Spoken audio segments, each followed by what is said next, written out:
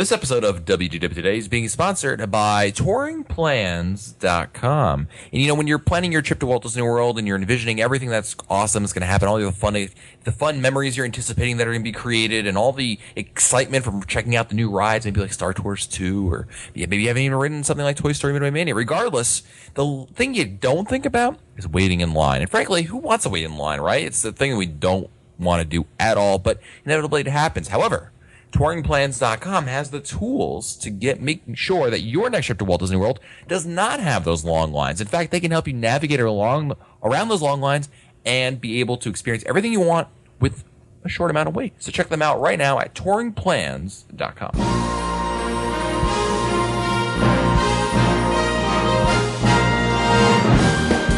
Bringing the world to your world, this is Walt Disney World Today. Here are Mike Scopa, Len Testa, Mike Newell, and your host, Matt Hochberg. It's Monday, June 20th, 2011, and this is episode 892 of WDW Today. I'm Matt Hochberg of StudiosCentral.com. Joining me on today's show is Mike Scopa, a senior feature writer and blogger for alleears.net. Welcome, Mike. There are no moving parts in these clean, quiet motors. Matt's brain. No? I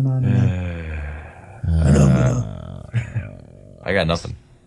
Oh, that's OREC 1, the commuter computer. Wow. The old TTA or the original Wedway People Mover. That's people. Wow. I'm waiting for. Wow, let me sound the nerd alert. Hold on a It's second. people mover. That's right. Respect. Thank you. Respect, Noel. RESPCT. Wow. Joining us also on today's show is a man who constantly makes me feel inadequate for not knowing all the old Epcot crap. It's Mike Newell of Mouse World Radio. Welcome to the show, Mike. It's not crap. There's no such thing as crap. And that's Tomorrowland. That's not Epcot. So, Right, that's true. But I was also making a point about old Epcot stuff as well. How are you, Mike? I'm fine. Thank you. How are you? Good. Mike, I learned something from you last week about the old elevated trains in New York City. Oh, that was a really great article that you put up on StudioCentral.com. I happened to notice that. I was like, ooh, I can add to this. I knew they were elevated. This is, if you don't know what I'm talking about, you have to go to Studio Central. But I forgot there were elevated trains still in the Bronx and Queens and Brooklyn. Like I said, during the 70s, they tore down what was the 3rd Avenue L, which ran up 3rd Avenue in Manhattan, and then came across Gun Hill Road in the Bronx. So I remember them tearing that down. That was one of the last elevated trains to operate in Manhattan. There's still elevated trains in the outer boroughs, but Right. That's one that was kind of fun to watch them tear down. I can imagine. Yeah. Also joined on today's show is the fabulous Annette Owens, a manager for customer relations and group services for MEI and Mouse Fan Travel. Welcome to the show, Annette. Hey, and I have absolutely nothing to add to what you just said. I was just thinking, and that's got no clue what we're talking about. It goes right up there with Star Wars, you know? What's an L? Is there like a big L in the sky? On Friday's show, I gave Annette props for writing Star Tours, but I got to throw you under the bus. Did she cry? No, she didn't. But we wrote Star Tours. She was a pro. She did really well. And then Okay. she's like, I really like that part where we went through New York City. You did not say that. We landed in New York City. No, we did not. There's no New York City. Scene. She thought Coruscant was New York City. Oh, and I was so proud of you. Matt, take her nerd badge away, please. I'm sorry. Also joining us on today's show is Henry Work, a developer for touringplans.com and the host of the world-famous Beta Mouse podcast. Welcome to the show, Henry. I like to say internet famous. Because world famous works too, right? Theoretically, anyone in the world could listen to it. That's true. I got a Henry question for you, actually. First time I met you was with your dad at Hollywood Backlot Express. Yet I have not seen your dad since then. Uh-oh. Yeah, my dad has a real job. I have a fake job. No, they went this Christmas, but I couldn't come with them. But I think we may be coming back for Disney World, for this Christmas. But he is now a Disneyland annual pass holder. They're moving to Southern California, so I can come see them in the Disney theme parks all the time. You should join us, Hochberg. Yeah, you should. On today's show, we're going to be carrying on a topic that we discussed on Friday's show, which was the least and busiest places in the parks. Friday we did the Magic Kingdom, and today we're going to tackle Epcot. That's EPCOT.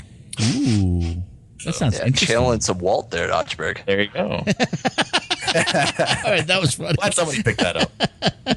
People think I'm just sounding stupid for spelling out Epcot, but so we're going to talk about Epcot, and as usual, we're going to start out with the first 4 hours of the day. So we're talking basically about the morning hours, 9 to 12.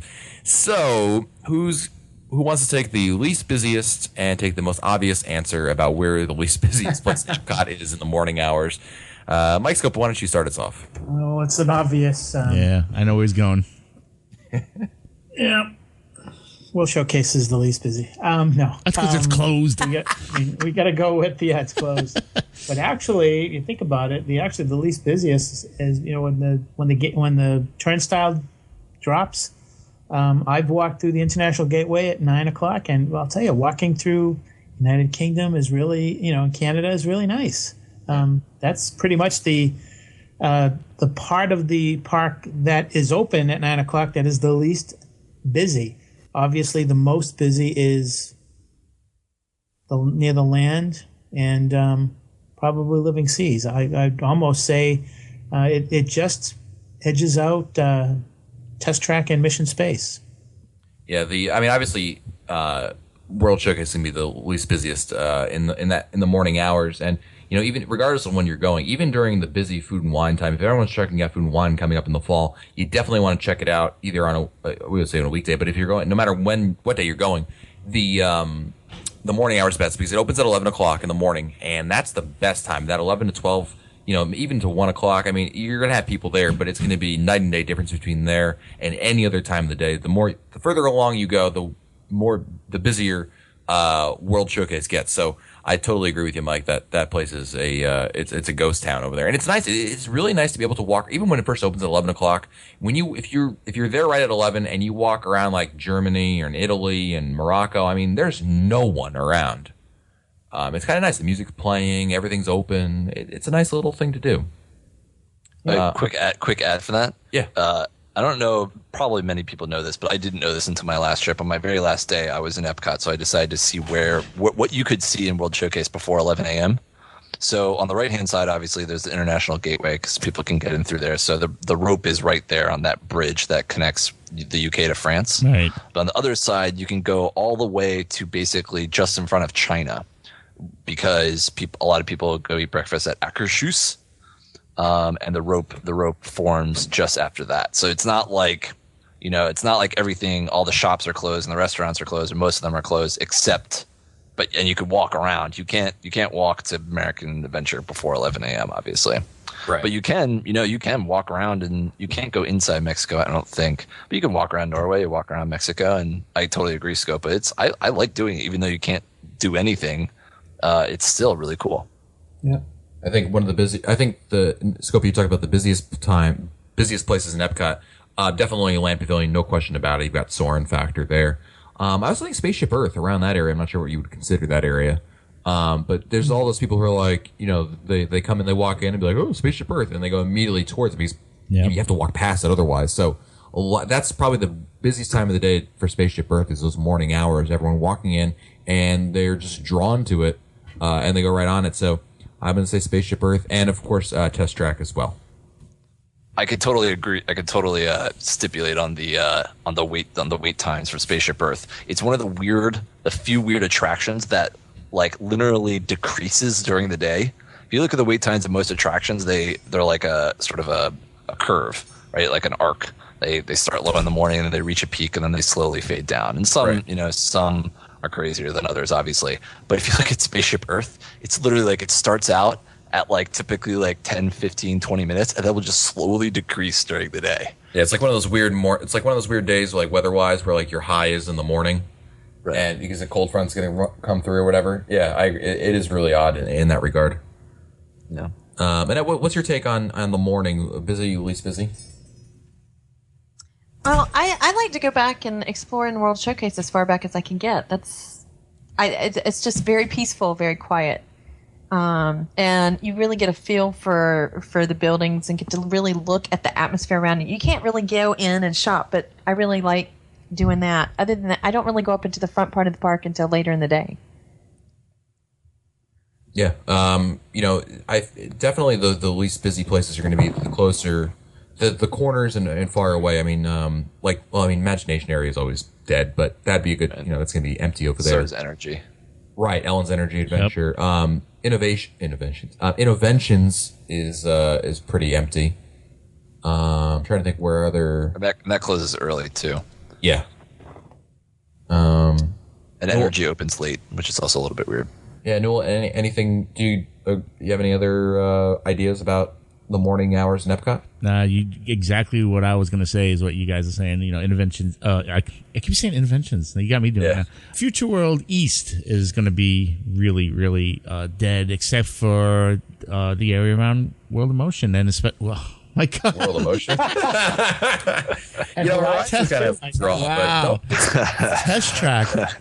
And what's odd about that area too is that you can't get past Test Track unless you go through the Fast Pass line. So you have to kind of like bump people out of the way just to get through to go around it. Right.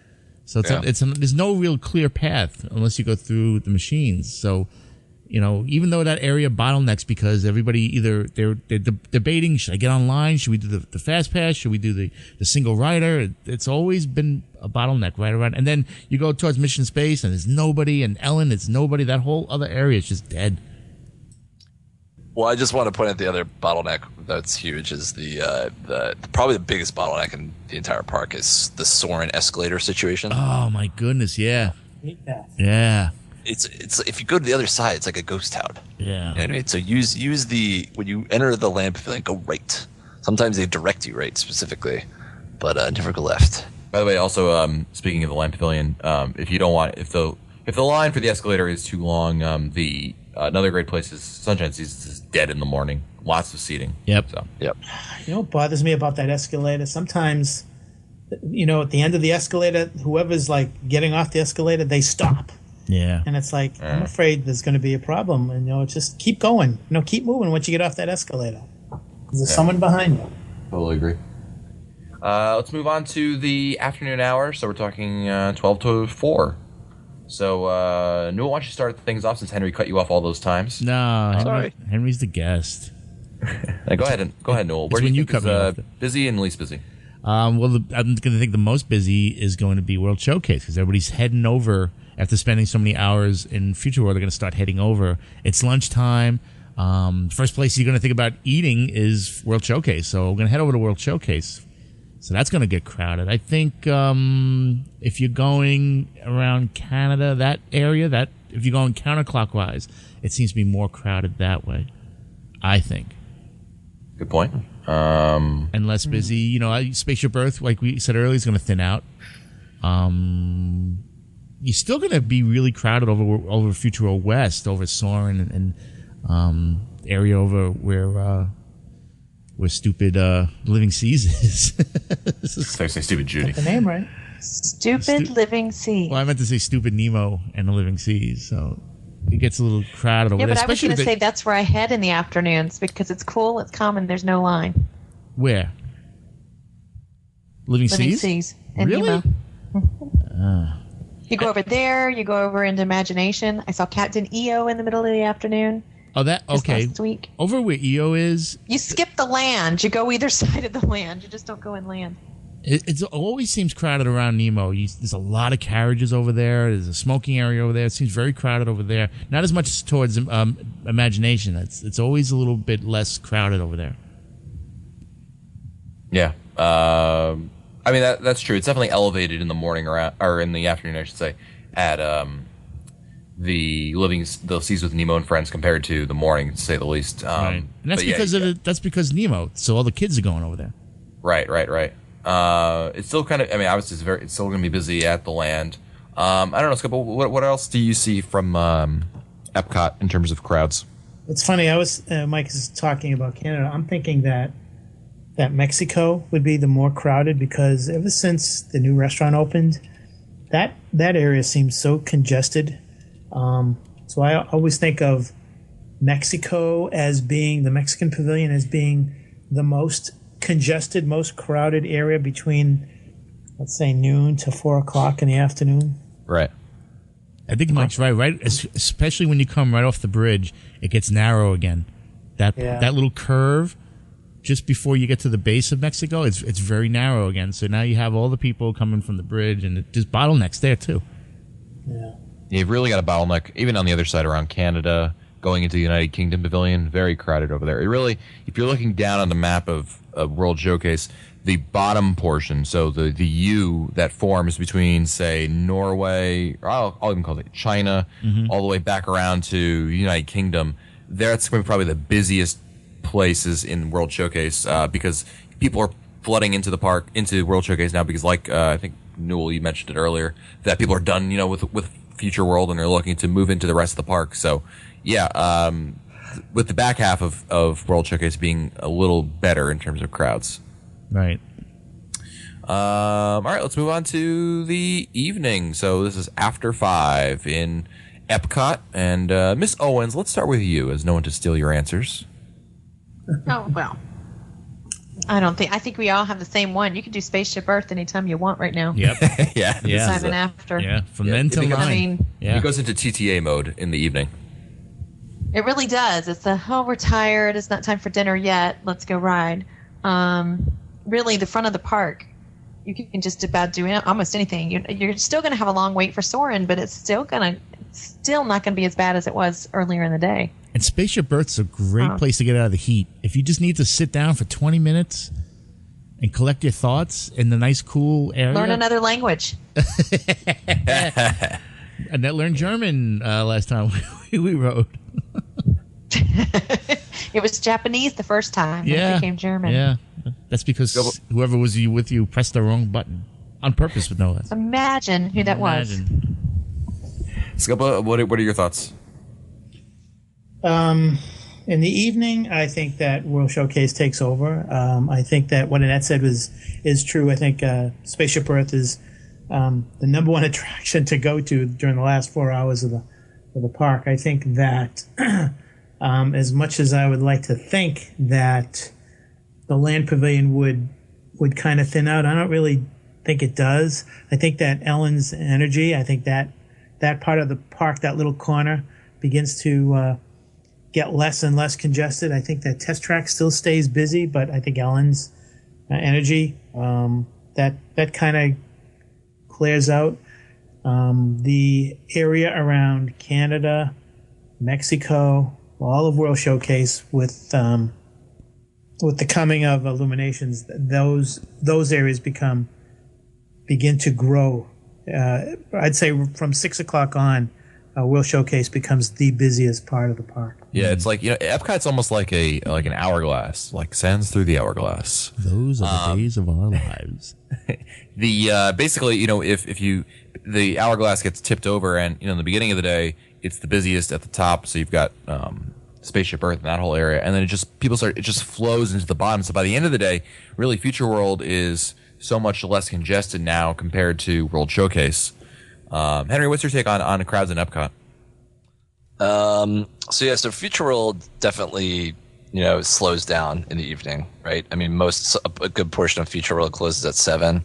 Innoventions, Imagination Institute, Energy Adventure, stuff like that. The best times to go on the headliners definitely are, if you can't see it in the first hour, it's going to be within the last hour before Illuminations. And then I think World Showcase does it pretty much saturates the back part of World Showcase. And literally, I feel like World Showcase at, 7 or 8 is sort of at its equilibrium. Not one side is more crowded than the other. I was wondering what you guys thought. Do you think in the afternoon, sort of the back side of World Showcase isn't as bad? Because people don't get around there?